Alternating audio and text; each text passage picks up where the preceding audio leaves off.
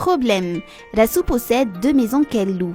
Le loyer mensuel de la première s'élève à 40 000 arrières et celui de la seconde à 60 000 arrières. À combien se chiffre son revenu annuel? Des enfants ou même des adolescents, voire des adultes pourraient être paniqués rien qu'à l'énoncé de tels exercices à problème posés en classe de 7e. Un vrai casse-tête pour certains, surtout ceux qui sont fâchés avec les chiffres. Mais les enfants de cette classe, bien qu'ils n'aient pas été à l'école depuis longtemps, n'auront pas de mal à résoudre l'exercice car leurs éducateurs leur apprennent à répondre à l'énoncé de façon ludique. Ils vont apprendre en jouant ou alors ils vont jouer tout en apprenant. Manatrano anankiroa rahasoa dia ampanofaina ireo tranony anankiroa ireo. Ty trano anankiray ty trano fipetrahana fianakaviana manofa azy dia hofaina ohatra 40 000 ariary ny ofan'ity isam-bolana. Dia manana botika kely koa izy ampanofaina ivarotan'olona dia io olona mivarotra io manofa anazy koa 60 000 ariary ny ofany.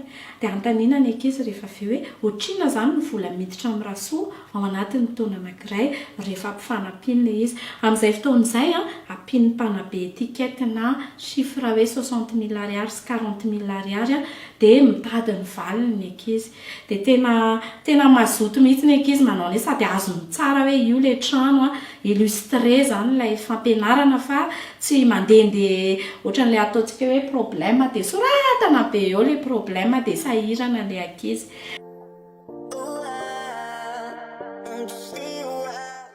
Ohatra zao hoe hanao phonologie zao ny éducateur dia miteny izy hoe maheno an'ilay feo ilay ankizy sa tsy maheno, misy karazany maromaro koa phonologie fa iteny zao tsika ohatra hoe ty zao hoe sobika dia antanina ny ankizy hoe maheno a re nareo sa tsy maheno.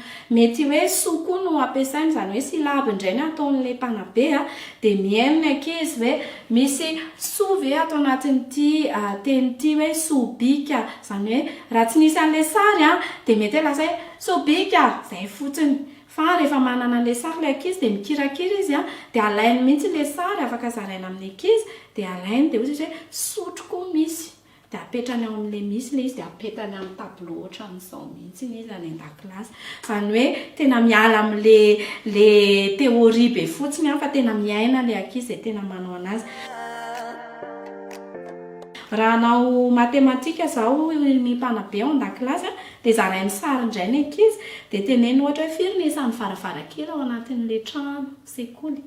Dia manisa ny ankizy dia mametraka izy ohatra hoe misy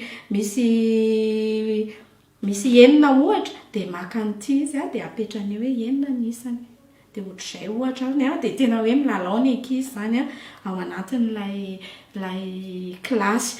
L'enseignement ludique est une méthode d'enseignement impliquant l'utilisation des 5 sens, le toucher, la vue, l'ouïe, le goût et l'odorat. Il favorise la manipulation d'objets par les enfants et les encourage également à participer aux cours et à interagir avec leurs camarades de classe. Cette méthode est utilisée dans le cadre d'un projet dénommé Inkizi, lancé par l'association Sœur Emmanuelle ou Asmae en 2020. L'objectif est la réinsertion scolaire et sociale des enfants issus des quartiers vulnérables de la capitale.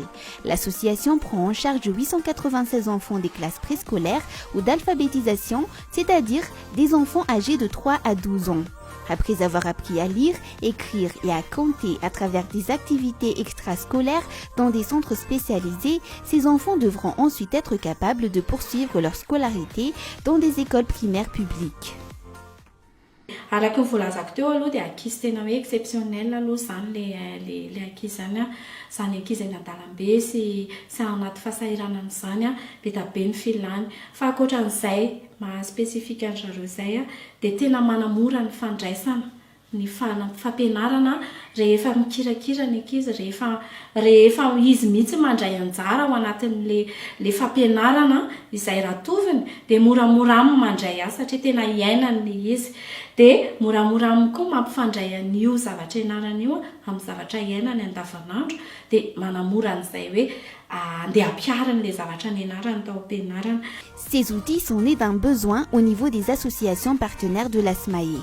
Ils sont donc confectionnés sur mesure par les éducateurs issus des centres partenaires de l'ASMAE avec l'accompagnement des conseillers techniques et des professionnels spécialisés dans le domaine de l'alphabétisation afin de répondre aux besoins des enfants au sein de ces associations. Ils ont permis à des enfants de 8 ans, voire 12 ans, qui n'ont jamais fréquenté l'école ou qui ont abandonné l'école à apprendre à lire et à écrire et à reprendre le chemin de l'école. Toutefois, certains d'entre eux abandonnent après avoir intégré l'école primaire publique où la méthode d'enseignement reprend celle basée sur la théorie, ce qui ne les incite plus aux études. C'est pourquoi, pour son projet, l'association ASMAE travaille en collaboration avec le ministère de l'Éducation nationale. Ny tena olana eto hita zany aloha raha fiara-miasa tamin'ireo partenaire sy ny ministera dia ny tena olana dia tsy tamana any an-dakilasy ny ankizy noho ny antony maro samihafa mety hoe no tsy fahampiany ny fahaizany sy ny fahalalany na ny fahasahiranany ara-bola izay tena be da be mihitsiny.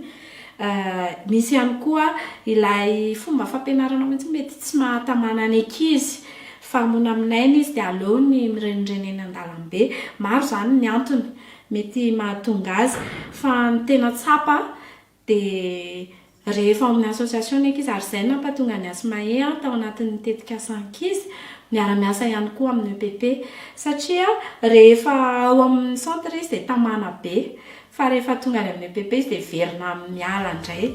Les outils ludiques rappellent que l'éducation n'est pas un système figé. Elle nécessite de l'innovation et de la créativité de la part des acteurs concernés, comme l'ont démontré les responsables de l'association ASMAE. Ces outils sont les fruits d'un travail de longue haleine et ont nécessité des années de réflexion et de collaboration.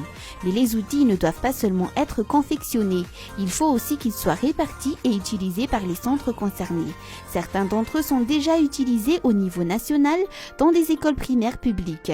D'autres sont à créer et actuellement, les éducateurs travaillent à améliorer ces outils pédagogiques afin d'améliorer les résultats auprès des élèves. Car le principe consiste à ne pas rester statique, mais plutôt à toujours innover.